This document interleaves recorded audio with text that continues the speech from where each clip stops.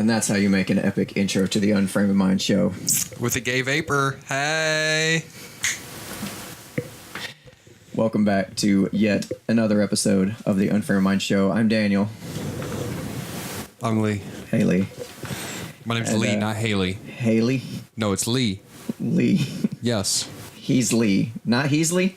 No, it's not Healy. No, I don't wear those fucking stupid little things. My name is Lee. Anyway, yeah, I wanted to talk to you about the Republican National Convention and Donald Trump's acceptance speech, and kind of get your take on. I don't know how much of it you saw or heard about. Muy pequeño.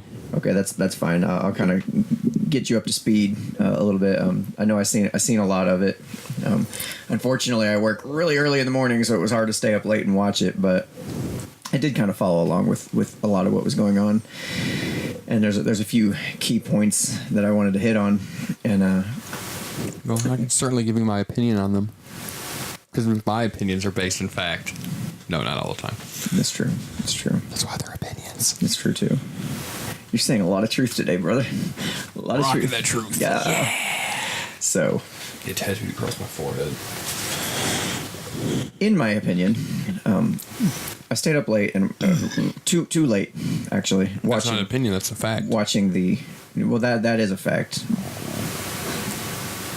But in my opinion of the fact, when I did stay up and watch Trump's acceptance speech, I thought it was actually really good. I mean, as far as he was bringing up some good facts, backing it with statistics, and then he kind of spelled out what the solutions were, how he's going to solve them, and how their opponent's not going to solve them, and the standard type of political speech.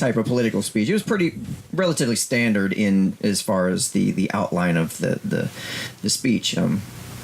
Very well done. He stuck to script pretty well, which is not really his thing necessarily, but it was really well done.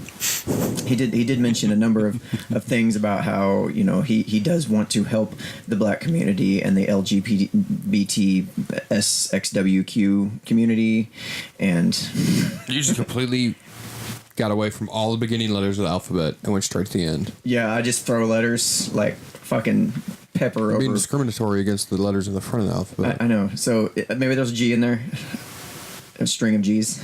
Yeah, but it's basically all. A B, Stop T, supporting G, Q. That's the G string version. Well, I thought they had a new letter that added to it. I don't know. LGBTQ or something like that. I don't know. Whatever. Get back to what you're saying. Basically, well, they're just adding all the letters except for white male. So, which is W and M. Yeah, you're never going to see white male as part of that. But I digress. I know a lot of folks keep saying, "Well, Trump's a racist," and that it's almost like there's a period at the end of that. Like, I don't want to hear anything else you have to say because he's a racist because the media told me he's a racist. I've actually never heard anything racist he's had to say. I have yet to have anybody send me a clip of Trump saying or doing anything that is even remotely racist. Okay? I have yet to see it. They point him out as racist because he wants to stop illegal immigration. Yes. That's racism. Yes. Plain and simple. Facts. Check them. No, he said they say he's racist because of the statistics that he threw out about Mexicans coming over the border, and a certain percentage are being racist in some form or another. If you actually watch the original clip, I know this has been beaten to death already, but if you watch the original clip, there is nothing racist whatsoever, unless you're already looking at it through a everything is racist lens. It's like, let me put on my everything is racist glasses. I actually need to have some made for the show. All of a sudden I just turned black. I'm a black That would male. be awesome. I need to have some made for the show. Some everything is racist. Everything is male patriarchy. Yes. That was redundant. I get it. Don't correct me. Correct him. Correct me. Male patriarchy. That's funny. Yeah. Anyway, he was talking about a lot of those issues and talking about why those issues are that way and what he's planning on doing on fixing it. And what? Brain fart. Yeah, totally. Just I heard that van start up and threw me off because I started thinking, "Fuck, that's gonna hear it, and that's gonna hear it," and my train of thought just went. Boop. Okay, back to Donald Trump being a racist because he was throwing out figure stats, things like that. Basically, he's constantly being called a racist, and nobody wants to hear anything he has to say. However, during the speech, he did say a lot of things that, suggest that, okay, well, I do actually give a shit about these minorities and the things that are happening in these communities, and the solutions that my opponent is trying to throw at you are only going to make things worse. And statistically, yeah, that's true. It's going to make things worse for them because it's more of the same. And you look at the damn way things have been going from, like, say, the beginning of the welfare state. Let's make more people, try to create less poverty.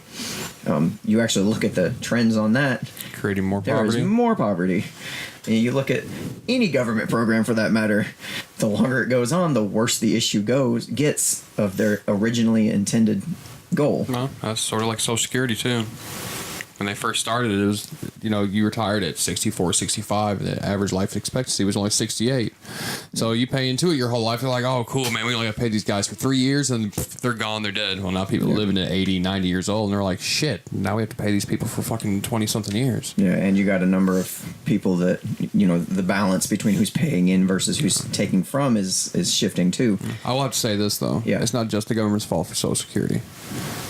Because back when it started, there was 4 or 5 working people for every person that was going on Social Security.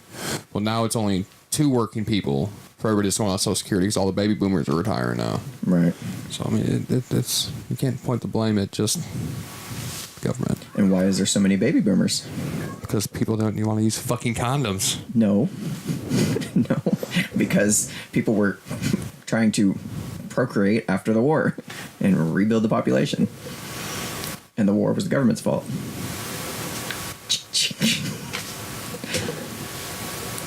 Never mind.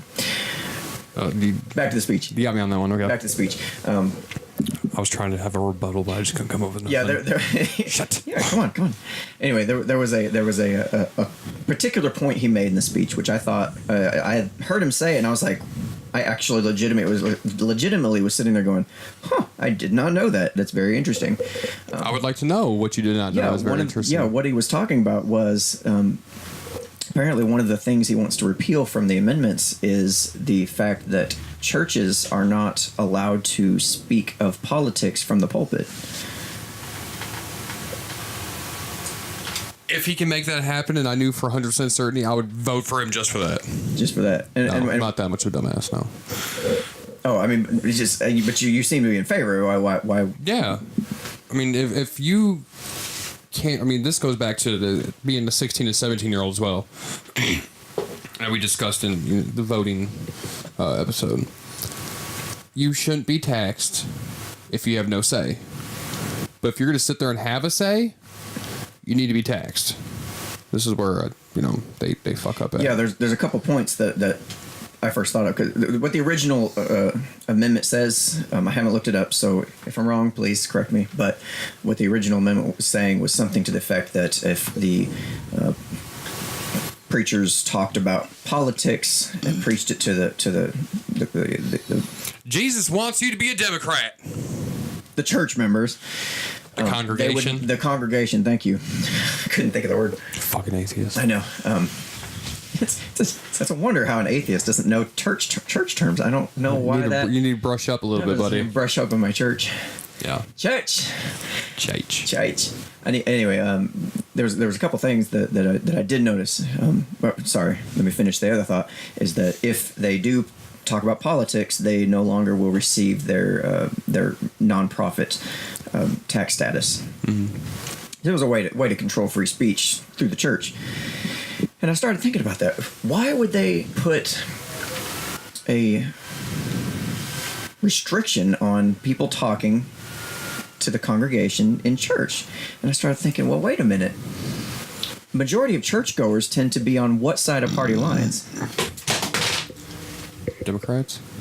No. Republicans? You're more on the Republican fucking side. know. They I don't go to tend to church. be more on the Republican side because you tend to have more of the atheists be on the liberal side. More of the church members. Boy, that looked like I was about to give you a blowjob. Anyway. I appreciate that you were very careful not to have it appear as though you were giving me a blowjob. I don't know. It was going right down that way. Anyway. So I started thinking about the reasoning for doing that might have been one thing, but I really think the issue here is that if the preacher can talk about politics to the congregation, then there might be a possibility that those people might be influenced to vote a certain way, and most typically they're going to be Republican, which means there's a heavier balance of voters. There's a lot of churchgoers out there that if they heard what was really going on in the media, or if they knew what was really going on, or heard it through the church and was able to discuss it amongst themselves and have the conversations that need to be had, which, in a typical week, it's probably the one time you're out with a lot of people anyway. Yeah. There might be more Republican type reforms and more things being passed, or we might see more Republican. So you're saying they did this to suppress? I mean, every time there's a repression of free speech, it's to shut somebody up that they don't want to hear. And who is it that we don't want to hear here? But that was one thing. I was like, well, goddamn. The irony that I just said goddamn was speaking about church matters. Anyway, the fact that they're repressing their free speech kind of pisses me off. On the other hand, here's the other point. The fact that churches get a nonprofit status and don't have to pay taxes. That's kind of fucked up too, because now you're using taxpayer dollars to fund your organization, which is technically not the separation of church and state. But it's donations. Well, it's fed through donations, but they don't have to pay taxes. Okay. Which is like some kind of... Like, if I don't have to pay taxes, it's usually because I'm being subsidized by somebody else who is paying those taxes. Mm-hmm. So that means whoever is paying those taxes, and you know what I'm saying? The church doesn't have to pay taxes, and somebody else is having to cover their share. It should be treated like a business, I think. Like that gets into a slippery slope, though. Okay. And I'm not gonna get into it right now because we're talking about Republicans and the Donald Trump speech that he gave. Uh-huh. But it's definitely something we should cover. Okay. Fair enough. Because I don't necessarily agree with you. Well, disagree with me then. That's what I will. I will when we okay. cover the subject. Okay. Fine. So what was Donald Trump saying? No, I thought it was a really interesting thing that I didn't know. Back Lyndon B. Johnson passed that legislation or that amendment or what have you to prevent churches from speaking of politics. And I didn't know that. I thought that was really cool. But how does that stop any other nonprofit from speaking politics? I'm sure they do. I don't know how that. I don't know why. I mean, you're a nonprofit. I mean, nonprofits in general, like Susan G. Komen, we're only 15, maybe max of 20% of all donations they receive all year actually go to research. The rest of it goes to pay for the runs that they have, administrative costs. I mean, the fucking CEO makes damn near $1 million. All based on the money you give them. They don't do shit else for it. Yeah, basically. Oh, excuse me. They use your donation money to make little pink things and sell them back to you. I mean, it's the greatest fucking thing ever. Could be. It could be.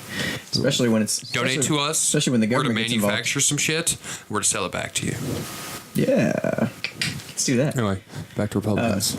So another thing I wanted to talk about was the fact that you got to see a really strong family unity kind of thing going on here, and I think that's going to be the biggest takeaway from the whole RNC that has happened is despite everything else that happened, the big thing is that there seems to be a really strong bond between him and his children.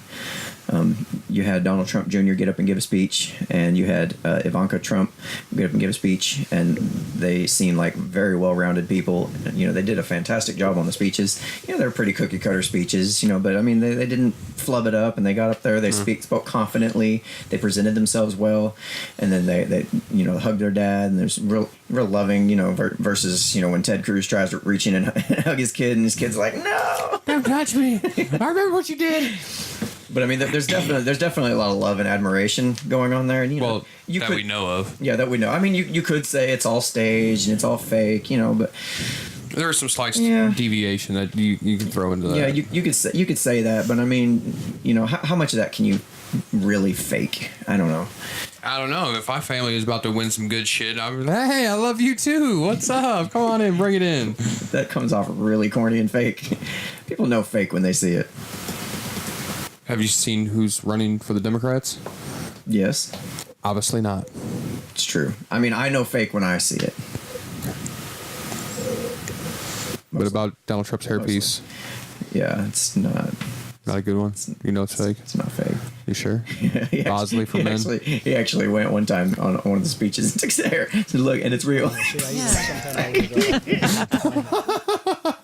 I was like, okay. That settles that. Score one for Trump on that area. That's what's up. No, that dude he gives no fucks. And he did say that, man, this country is way too politically correct and it's killing it. We need to stop with all this political correct bullshit.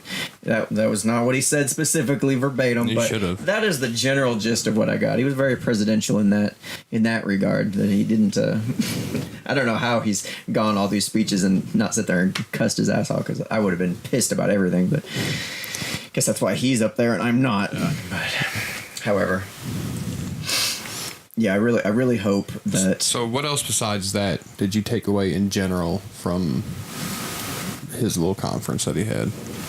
The national convention. Yes. That was a couple key things from the speech. And I'm asking, what did you take away as a whole from him? Yes. I mean, he's the one who's going to be the president. Now, his daughter and his son and his wife ain't going to be fucking president. Right. He's going to be the president. No, I totally get it. I feel like, if he's able to be as successful as he is, and he's able to, he has a lot of business sense and knows how to operate things as a business and how to keep his overhead a certain, he's got some knowledge here, obviously, whether he's done it, in shady ways or whatever have you. I don't know what all the details are. But obviously he knows how to get shit done. I mean, that's just it. He knows how to get shit done. Get her done. Yeah. And if we go for Hillary, it's gonna be more of the same. It's just gonna continue, and everybody knows that something's wrong. Maybe they don't know why, but everybody has this sense. You can tell when you just talk to people. Everybody knows something's not right. Something is going downhill. This country is not headed in a positive direction at all. But right now, just when you were voting for candidates, it just depends on how fast you want to go down that spiral. Yeah, that's kind of my thought. How fast do you want this ride to be? Yeah. Yeah, that's my thought. Is Trump? Trump is, he's not going to be able to come in and be the solution to all things ever. Nobody ever will be. Yeah, and that's a hell of a thing to put on somebody power-wise in that position to sit there. That's why everybody you see become president end up having fucking gray hair in the first 3 years. It's stressful shit. Yeah. I would not want to do it. Most intelligent people don't want to do it. And you got to have a certain level of narcissism and a certain level of you got to be a little bit crazy to be able to want to do that. Maybe that's the issue that you're saying. You said not a lot of intelligent people would like to take that position. Well, maybe they need to fucking step up and do it. I don't know, man. I think you just know that position is you're only going to be allowed to or able to get so much done. You may have this perfect picture of what the world needs to be like, and know for 100% fact that everything would be great if it was just like this. But you also have to conflict with the sides. You got to be bipartisan. You got to try to figure out, where's the middle ground here? Where's the negotiate? And if anybody can negotiate these terms, I think it's going to be Trump, because he's got a history, a track record of being able to make good negotiations that work out, for the best. As long as he starts getting the deficit in the black, I think we'll be all right. Good luck. That's mathematically probably not going to happen. The debt is not going to happen. The deficit, however, might actually. Well, if you start getting the deficit in the black, it'll slowly start chipping away at the debt. God, I hope so. It's going to take years. It's going to take a while. A long time, because we've got so much. It's burdensome to the economy overall. It's burdensome to the average paycheck. I feel it. You feel it. Thank goodness the gas prices are going down, because at least I can afford to get to work. But. Yep. At any rate, that's pretty much the big things I took away. My question is, Will you be voting for Trump then? I'm not going to be voting at all, actually. Ooh. Yeah. And you have no right to bitch. Screw for me. However, these folks do have a huge influence on policies that are going to affect my life. So it is in my best interest to still stay abreast of it and pay attention to what's going on and try to talk to people and say, hey, look, this system's not working. It's never going to work. It never has worked. It's only going to continue to grow bigger and bigger and bigger. It might fluctuate down and up a little bit, but historically, it's gotten from the smallest government the world has ever seen and is now the world's largest government the world has ever seen. And I can say it's only going to continue that trend until it just pops. It's a giant bubble that's just set to pop at any time. And as long as they're passing policies that influence or affect my paycheck, I may not vote, but there are other ways I can participate in this process. Me not voting is a way of showing my discontent for the government, and anybody else has the right to do the same. Meh. Okay. What? Look, I thought that was pretty good. Yeah, that was a long-winded speech. You should have said "fuck the man," and I would have been okay with that. Okay. Well, then why'd you say meh? Okay, like you disagreed. Did you disagree? I mean, okay, you might not be voting for a candidate, but what about all the other policies that come through? Do you call your senator here in Tennessee? No. When something big's coming up, and you say, hey, man, I don't think you should vote for that. Mm-mm. Give them, logic, facts, stats, whatever it may be. Yeah, that's proven not really be effective. Doesn't matter. It helps you up here. It does. It makes me feel good if I do that. Yes. Makes you feel makes good me feel like I did something. It's like when you see somebody on Facebook say, oh, I'm so sick, or pray for me, and you type in prayers. Amen, I pray for you. Chalk one up for me. I feel good because I did something, but it doesn't actually do anything. Well, step your fucking game up then. So what I do, to answer that, what I said do. I said do. I said do. Like 4 times now.